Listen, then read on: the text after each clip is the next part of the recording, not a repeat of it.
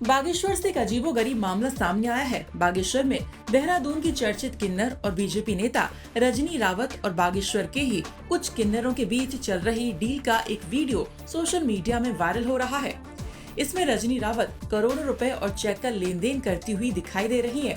ये वीडियो किन्नर रजनी रावत और बागेश्वर के कुछ किन्नरों के बीच गृहस्थ महिला कविता जोशी का बताया जा रहा है। वहीं स्थानीय किन्नर और कथित गुरु गद्दी की वारिस आरती किन्नर और उसके साथियों ने कहा कि वो लंबे समय से अपनी गुरु रेखा रानी के सानिध्य में बधाई मांगती रही है और गुरु के निधन के बाद वह गद्दी की एकमात्र उत्तराधिकारी हैं। घटाबगड़ वार्ड के पास गोमती नदी के किनारे उनके गुरु की गद्दी है और उन्होंने अपने श्रम और जन सहयोग से गद्दी स्थापित की है। उन्होंने आरोप लगाया कि पड़ोस की एक महिला जो कि घर गृहस्थी वाली है, वो गद्दी को हड़पने की साजिश कर रही है। वह बाहरी किन्नरों से संपर्क कर उसे बेचना चाहती है। वहीं बागेश्वर के कांग्रेस अध्यक्ष ने इस मामले पर क्या कहा, आइए सुनिए।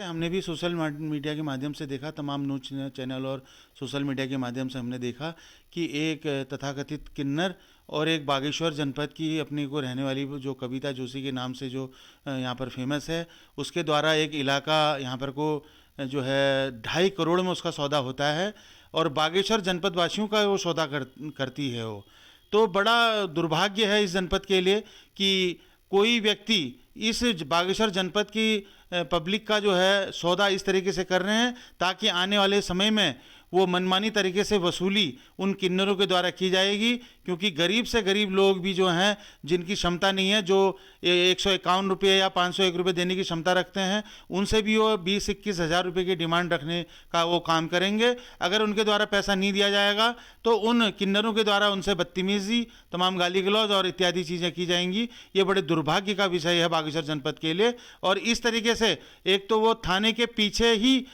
उसका मकान है वो तथाकथित महिला का, और उसी मकान के अंदर में इतनी बड़ी सौदेबाजी होने का जो सोशल मीडिया में वीडियो वायरल हुआ, जो हमने देखा, उसका पूरे कांग्रेस जन हम पूरा विरोध करते हैं और समस्त लोगों से ये आग्रह करते हैं कि इस जनपद में होने वाली इस तरीके की अवैध वसूली का, चाहे वो किसी मोहल्ले में हो, चाहे किसी गांव में हो या किसी भी क्षेत्र में, उसकी वसूली करने के लिए किन्नर लोग आएँ तो उनका बहिष्कार करें, उनको भगाएं। और आज मैं पूछना चाहता हूं सरकार से कि उनके द्वारा भारतीय जनता पार्टी का झंडा लगा करके 4 गाड़ियां यहां पर पहुंचती हैं और उन गाड़ियों में उत्तराखंड पुलिस के 3 नौजवान उसमें जो है उनकी सुरक्षा पे लगे हुए हैं और 4 बाउंसर उनके साथ यहाँ पर खूब मौजूद थे।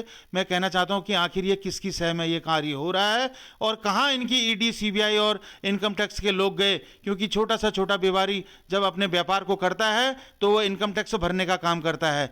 लेकिन मैं सरकार से पूछना चाहता हूँ, जो ये अकूत दौलत इन किन्नरों के द्वारा अर्जित की जाती है, क्या ये टैक्स पेड होते हैं या जीएसटी पेड करते हैं या इनकम टैक्स, सेल टैक्स में इनका कहाँ रजिस्ट्रेशन है, इस बारे में मैं जानना चाहता हूं। और जिस तरीके से खुलेआम प्रशासन के नाक के नीचे से इस तरह का काम इनके द्वारा किया जा रहा है, इसकी पूरी कांग्रेस जनपद बागेश्वर की ओर से कठोर भर्त्सना हम। स्थानीय किन्नरों ने जिलाधिकारी और एसएसपी से शिकायत कर क्षेत्र में बाहरी किन्नरों के हस्तक्षेप पर रोक लगाने की मांग की है।